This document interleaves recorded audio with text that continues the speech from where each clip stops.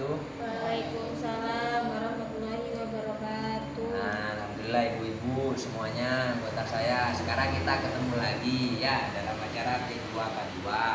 Tetap di pembahasan stunting.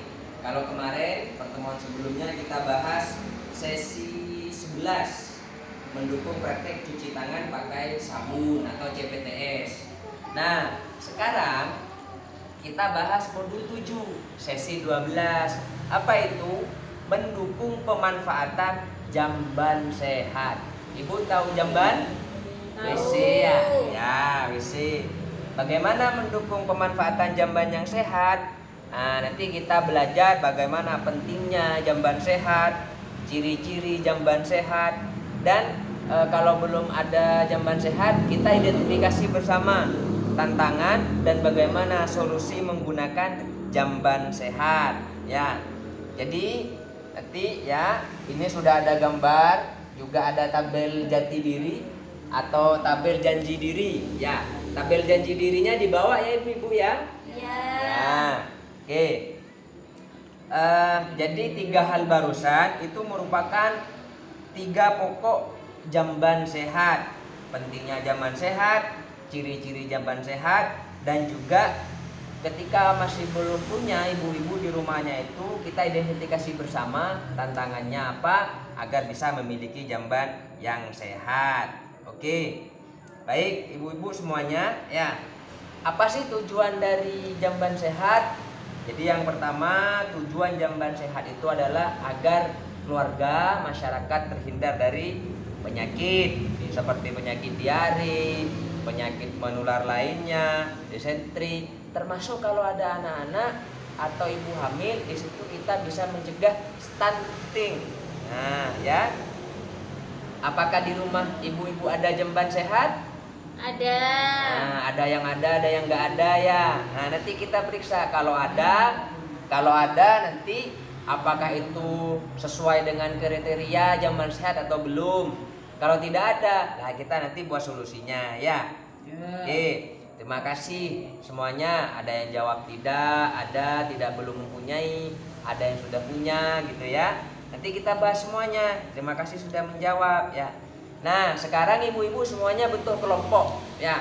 Kelompok 1 baris sini, kemudian kelompok 2 di sini ya. 2 kelompok saja cukup sudah. Ya, 2 kelompok. Oke. Tambah 1 aja deh, 3 kelompok biar enak nanti kita bahasnya. Kelompok 1, kelompok 2, kelompok 3. Sudah ibu-ibu? Sudah ya? Ya. Nah, sekarang kita diskusi nih. Kita diskusi itu ya. Ini saya kasih kertas dulu ibu-ibu ya. Kasih kertas dulu. Kita diskusi. Ini buat kelompok 1, kelompok 2 dan kelompok 3. Kelompok 1, kelompok 2 dan kelompok 3. Nah, pertanyaannya silakan ya ibu-ibu semuanya. Apa manfaat jamban sehat? Silakan ditulis di situ. Nah, baik. Karena sudah dijawab kelompok 1, kelompok 2, kelompok 3. Tadi kelompok 1 sudah dibacakan hasilnya, kelompok 2, kelompok 3 juga dibacakan hasilnya ya. Jadi jamban yang sehat itu kesimpulannya adalah lingkungan lebih bersih, mengurangi bau di lingkungan masyarakat, kesehatan meningkat, tidak perlu ke ladang, ke sungai, ke sawah di malam hari, cukup di jamban ya. Ya. Kemudian memutus penyebaran penyakit baik menular, diare, disentri dan lain sebagainya, juga mencegah stunting. Nah, jadi itu kesimpulan dari jawaban kelompok 1, kelompok 2, kelompok 3 lagi. Kelompok 3 ya. Nah, coba ibu-ibu perhatikan gambar di sini ya. Ini ada gambar jamban ya, gambar jamban tidak sehat ya. Menurut ibu-ibu kenapa ini tidak sehat? Ya betul, jamban tidak sehat karena di sini terbuka. Apalagi? Oh ya, betul. Karena jaraknya antara septic tank dengan sumber air tidak lebih dari 10 meter, cuma 3 meter. Ya, pintar ibu-ibu, bagus sekali. Ya. Nah, kemudian ini gambar jamban sehat. Ya, gambar jamban sehat. Kenapa dikatakan jamban sehat ibu-ibu? Ya, karena jarak antara jamban septic tank di sini ya, itu minimal 10 meter dari sumber air. Tempatnya tertutup, ya. Atapnya ya tertutup tempatnya. Kemudian apalagi di sini ibu-ibu tersedianya air bersih, alat kebersihan di dalam jamban itu ya. Kemudian kedap air miring ya di situ lengkap ya. Berarti ini dikatakan jamban yang sehat. Oke. Jadi ibu-ibu semuanya, jadi gambar jamban sehat ini merupakan salah satu bagian bagaimana kita bisa mencegah penularan penyakit, mencegah stunting. Jadi ciri-cirinya jamban sehat adalah 1. Jarak lubang jamban dan septic tank minimal 10 meter dari sumber air, sumur, kemudian sungai atau sumber air sudah yang digunakan. Itu jaraknya 10 meter. Kotoran tidak tersentuh langsung oleh hewan, serangga, tikus, karena ada septic tanknya, langsung masuk ke dalam tanah tertutup ya. Kemudian lantainya miring atau juga kedap air, jadi pembuangan itu langsung miring, airnya langsung dibuang, tidak tergenang ya. Kemudian tempatnya tertutup, bukan cuma tertutup di pinggir, melainkan di atas juga tertutup ya. Meskipun tertutup, jangan lupa ada ventilasi. Apa ventilasi? Udara biar keluar masuk, tapi tidak terbuka terlalu lebar juga ya. Kemudian air bersih, sabun itu juga ada ya. Ada alat kebersihan. Apa gunanya alat kebersihan? Minimal 1 minggu 1 kali jambannya, lantainya itu dibersihkan agar bakteri-bakteri atau kuman-kuman itu juga bersih ya. Nah, kemudian antara lubang pembuangan itu, pembuangan WC ya, jambannya sampai ke septic tanknya itu dipastikan lancar, tidak tersumbat. Paham ya ibu-ibu?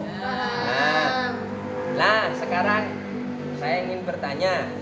Tadi ada yang jawab punya jamban di rumah, memenuhi kriteria jamban sehat. Ada yang punya, sekarang banyak yang nggak punya. Nah, ini lagi ya. Coba tulis seperti ini ya ibu-ibu. Kendala memanfaatkan atau tidak memiliki jamban yang sehat. Tetap kelompok yang tadi, kelompok 1, kelompok 2, dan kelompok 3. Oke. Silahkan di situ ditulis tantangannya apa.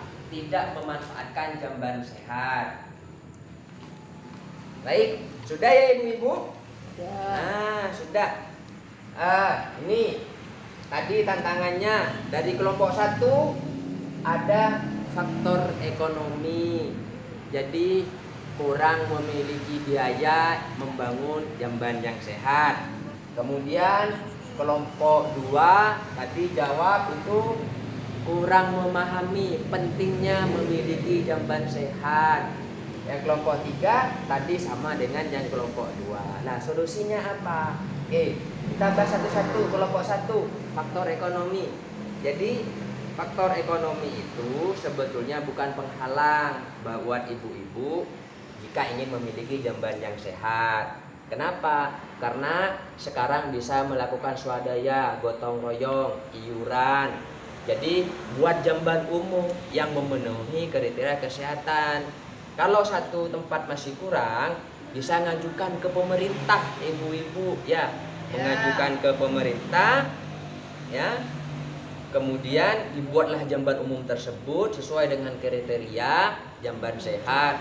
Nanti bisa melalui juga SDM, Kesos, bisa melalui pendamping seperti saya. Nanti saya akan mengajukan lewat musyawarah desa agar penyaluran jamban sehat itu bisa dari instansi kesehatan, puskesmas setempat, dinas sosial, melalui Kementerian Sosial, agar bisa memiliki jamban umum yang sehat. Jadi bisa dipakai. Paham ya ibu-ibu?